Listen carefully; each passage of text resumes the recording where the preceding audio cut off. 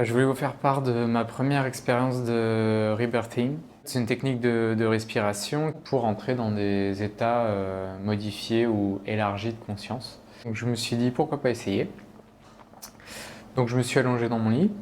Je me suis mis à respirer fort. Donc c'est une respiration cyclique où on inspire plus qu'on expire. Donc ça donne sans pause entre l'inspiration et l'expiration. J'avais mon petit masque sur les yeux et rapidement mes membres ont commencé à s'engourdir, donc j'ai commencé à sentir des engourdissements, des picotements dans les bras, dans les jambes et en particulier au niveau de l'estomac, comme une énorme plaque de béton comme si on me coulait du béton dans le ventre. Donc ça a tout a commencé à se raidir et et j'ai continué la respiration, il faut le faire pendant 35 et 45 minutes, donc je continuais. Et, euh, et là, mes muscles ont vraiment commencé à se contracter. Et bah, je me suis retrouvé comme un nourrisson, comme un nouveau-né, c'est-à-dire j'étais sur le dos et j'avais les bras contractés comme ça, comme les bébés qui viennent de naître et qui ont les quatre fers en l'air avec les mains au niveau de la tête. Et j'avais vraiment les mains comme ça et j'avais la bouche genre comme ça. Et, euh, et j'avais vraiment la sensation d'être un nouveau-né et de revivre un peu l'accouchement. Alors j'ai pas eu de vision, apparemment il y en a qui ont des visions quand ils le font. Moi, je suis plutôt kinesthésique quand j'ai eu des expériences avec l'ayahuasca ou avec la méditation. C'était très tourné vers les sensations et moins vers les visions. Donc, j'ai pas eu de vision, mais littéralement, je sentais que j'étais un nouveau-né, hein. J'étais dans la position du nouveau-né. C'était impossible pour moi de changer cette position. J'étais tout crispé et, euh, et du coup, j'ai continué à respirer. Et j'ai vécu le truc à fond, hein. Ça a duré une bonne demi-heure. Et, euh, et au bout d'un moment, on sent que, quoi, j'ai senti vraiment comme l'énergie qui se remettait à circuler dans les zones bloquées. Donc, ça donne un peu l'impression on a une espèce de flux qui passe en force dans le corps. Et là où c'était bloqué, on sent vraiment un flux passer. Et ce qui était très étrange, j'ai vraiment senti un flux au niveau du nombril. Donc comme si il se passait quelque chose au niveau du cordon ombilical. En tout cas, ça m'a fait penser à ça sur le moment. Donc quand tout ça s'est passé, j'étais conscient de tout ce qui se passait. Je pouvais même analyser ce qui se passait en même temps, mais je pouvais pas l'arrêter. Et vers la fin, donc là, le flux a commencé à passer dans tout le corps. J'ai vraiment senti un flux vraiment agréable, une chaleur douce, quelque chose qui vient nourrir le corps. Et je me suis détendu tranquillement. Et à la fin, je me sentais super bien. Donc mes muscles se sont détendus, hein, ma bouche est détendue. Je me suis remis en position allongée normale sur le lit. Une fois la séance de Rebirth terminée, l'impression que je pouvais respirer à plein poumon. Je me suis rendu compte que avant cette séance, en fait, c'était comme si je m'empêchais un peu de respirer. Et justement, ça me conduit à vous expliquer pourquoi j'ai décidé de faire une séance de rebirth dans une chambre d'hôtel au Cambodge. C'est mon premier jour au Cambodge en plus, après 12 heures de bus. Donc ce qui s'est passé, c'est que bon, actuellement je suis en voyage et j'ai passé un mois. Ma mère m'a rejoint au Vietnam pendant un mois. Et quand on s'est quitté, donc c'était il y a 2 jours, vraiment aucun, ça m'a rien fait. Elle est partie comme ça, elle a pris son avion, ça m'a rien fait, alors que je m'attendais quand même à une petite séquence émotion. Je me suis dit après un mois passé avec elle, surtout que je l'avais pas vue depuis des mois. Et non, rien du tout. Par contre, dans le bus, dans mes 12 heures de bus pour aller au Cambodge, là j'ai commencé à ressentir vraiment quelque chose de fort au niveau de l'estomac, des espèces de contractions, j'avais envie de vomir. Alors au début je pensais que c'était à cause du bus, donc j'ai pris une pilule contre le mal des transports, ça a pas marché, ça empirait, ça empirait. Et, euh, et du coup, dans le bus, je me suis mis à écouter une conférence de Franck Lobvet. Donc, Franck Lobvet, c'est un clairvoyant. Donc, pour faire simple, il voit votre structure énergétique et forcément ce qu'il y a dans votre inconscient. Et il le traduit pour le mettre en lumière et pour vous guérir énergétiquement. Et donc la conférence que je regardais, c'était des questions posées en ligne et il y répondait. Et il y en a une justement qui lui pose une question, qui lui dit, je sais plus exactement ce que c'était, mais en gros elle lui dit, j'ai l'impression de devoir me comporter de la façon dont on attend pour avoir une forme d'acceptation. Et j'ai l'impression que je peux pas être moi-même.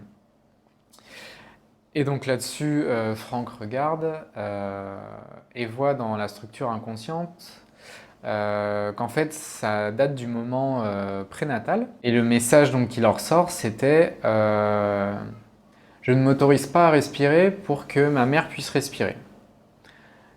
Et quand j'ai entendu ça, ça m'a fait un choc émotionnel. J'ai commencé à avoir les larmes qui sont montées. J'ai senti vraiment que ça bougeait là où j'avais mon blocage dans l'estomac, ça bougeait en entendant ça. Donc je me suis dit, putain, ça me parle ça. Et en plus de ça, quelques jours avant, un pote m'avait parlé de la respiration holotropique. Donc la respiration holotropique, c'est une méthode qui a été inventée par un psychothérapeute qui s'appelle Stanislav Grof. D'ailleurs, ce thérapeute a fait des bouquins super intéressants et pour ceux qui sont un peu dans la vision très matérialiste du monde, qui croient dur comme fer en la psychothérapie mais moins en la spiritualité, je vous conseille son livre qui s'appelle Le jeu cosmique. Donc d'un côté, on a le psychothérapeute reconnu, et de l'autre côté, bah, on a toutes ces expériences spirituelles et tout le travail qu'il a fait pour relier ces deux mondes, c'est super intéressant.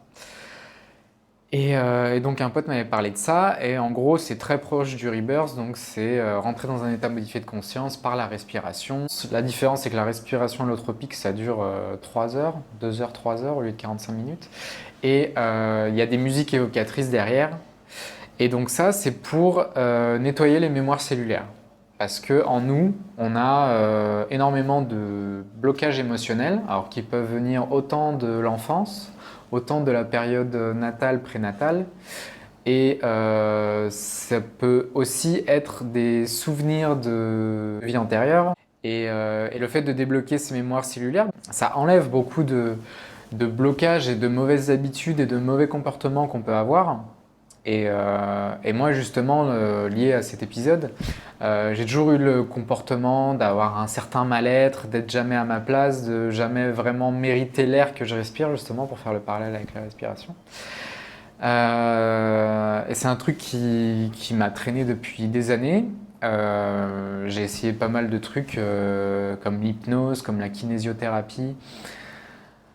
Ça a traité quelques effets, disons quelques petits effets, mais ça traitait pas la cause racine du truc, quoi. On n'était pas remonté à cette période prénatale et moi j'étais loin de me douter que ça venait de ça, hein. Je savais qu'il y avait un lien avec la mère, mais je savais pas exactement quel moment. Et ça me créait aussi beaucoup de dépendance affective dans mes relations amoureuses. Beaucoup de souffrance au moment des séparations, quelque chose que je ne pouvais pas supporter. Vu que ce lien avec la mer, en gros j'ai besoin de la mer pour respirer, le fait d'être en couple, c'était on transpose l'image de la mer hein, sur la petite amie du moment. Et donc la séparation, c'est un peu couper le cordon ombilical et donc je manquais d'air et c'est pour ça que je galérais pas mal au moment des séparations avec mes ex. Et voilà, ça a été l'élément déclencheur. J'ai fait le lien avec tout ça Et je suis arrivé, j'avais 12 heures de bus dans les pattes, j'étais super mal, je commençais à fondre en larmes, mais à sentir en même temps de l'énergie qui circulait en moi. Je me suis dit, là, c'est le moment ou jamais. Est-ce que c'est le fruit du hasard? Mais c'était le soir du solstice d'hiver, donc le 21 décembre. Euh, pour ceux qui s'intéressent un peu aux astres, c'est l'ombre qui grandit, hein, puisque les nuits sont de plus en plus longues jusqu'à ce jour-là où la nuit est la plus longue de l'année. Donc bah, ça a été le moment idéal pour réveiller cette part d'ombre en moi, qui était une sacrée part d'ombre d'ailleurs, qui m'a traîné depuis pas mal d'années. Et donc voilà, j'ai fait ce rebirth. Et franchement, bah, là on est qu'au lendemain. Alors ça m'a cassé, j'ai dormi, je crois que je me suis endormi à 20 heures juste après, et je me suis réveillé à midi. J'étais complètement mort. Là on est le lendemain.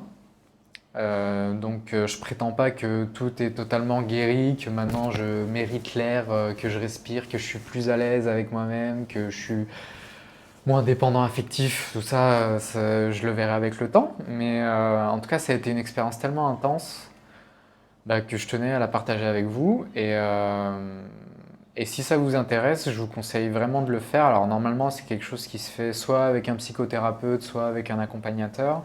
D'ailleurs, c'est conseillé de le faire en groupe parce qu'il y a une espèce de synergie, une émulsion où on sort beaucoup plus les émotions quand on le fait en groupe. Donc j'ai vu qu'il y en avait en Inde, donc je vais peut-être en faire. Je suis en Inde le mois prochain, donc je vais peut-être tester ça en Inde, en groupe. Et, euh, et voilà, bon, déjà la première étape, c'est de prendre conscience qu'on a des mauvaises habitudes, des mauvais comportements, des souffrances émotionnelles et qu'on veut s'en débarrasser. Si on se dit je vais bien, il n'y a pas de problème, forcément ça ne nous intéresse pas. Donc ça après, chacun son problème. Mais en tout cas, pour avoir essayé beaucoup de choses, et pour avoir eu pas mal d'expériences dans plusieurs thérapies et d'expériences assez fortes comme l'ayahuasca ou 10 jours de vipassana, bah là en 45 minutes c'est quand même une expérience ultra intense, ultra facile d'accès, légale et, euh, et je pense ultra réparatrice. Je vous ferai un compte rendu, mais dans quelques jours, quelques semaines, mais je le sens bien. Voilà, c'était ma première vidéo et je continuerai à vous faire part de mes expériences. N'hésitez pas à m'écrire sur ce sujet. Voilà, à plus.